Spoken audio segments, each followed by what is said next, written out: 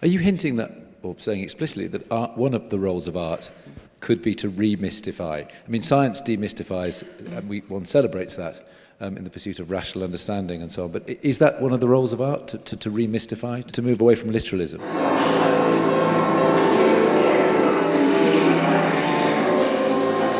I think about it in a different way, which is not remystifying something, but making it more real, if you see what I mean. So, anyway, that was just...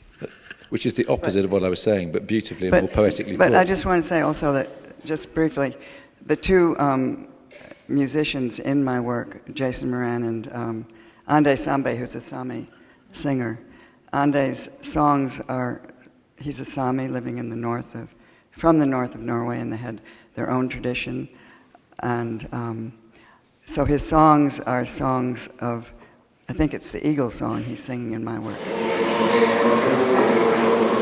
But that he sings songs that relate to wolves and flies and fish.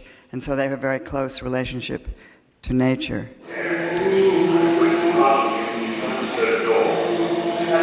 So for me, music, it is the spiritual, but it's very real. And I think it brings us to a different plane.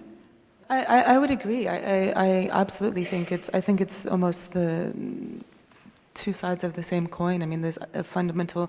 I mean, that's what my interest is. I mean, it's the effect is profoundly real. You can feel it. I mean, I've had 2 concerts during this week, and I've been told of this very real phenomenon.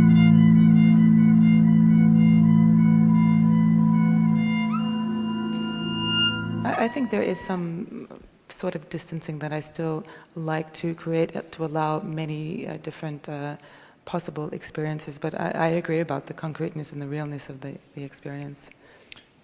Does that also mean that the medieval church were onto something, as in the real nature of it all, that it does have a power, and they were right to be afraid of it if they were trying to control? Morally they weren't, of course, but that because I think some people would raise eyebrows and go, well, does music have the power to sort of enrapture and bring us to ecstasy? And of course, in certain cultures it still does. But Sure. And I think I can't speak so much, specifically about the tritone, whether they should have been afraid of it or they should have banned it. I understand why they felt it was unsettled, and it was partially because of the evolution of Western music at that time.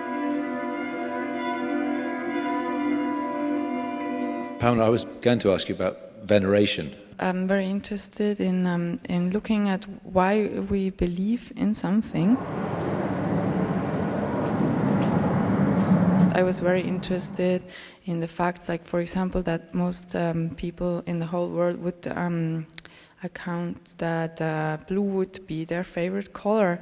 And looking at the evolution of the eye, I found it very fascinating that as we were not human yet, but creatures living in the sea, and our eyes started to develop, we would have to see blue and parts of green to actually go up towards the surface. And I've had this idea then that to have this movement in us for a very long time before we actually got to land and then evolved into humans, that this movement is similar or seems to make sense that it still remains as an image in religion, so wish to go to heaven.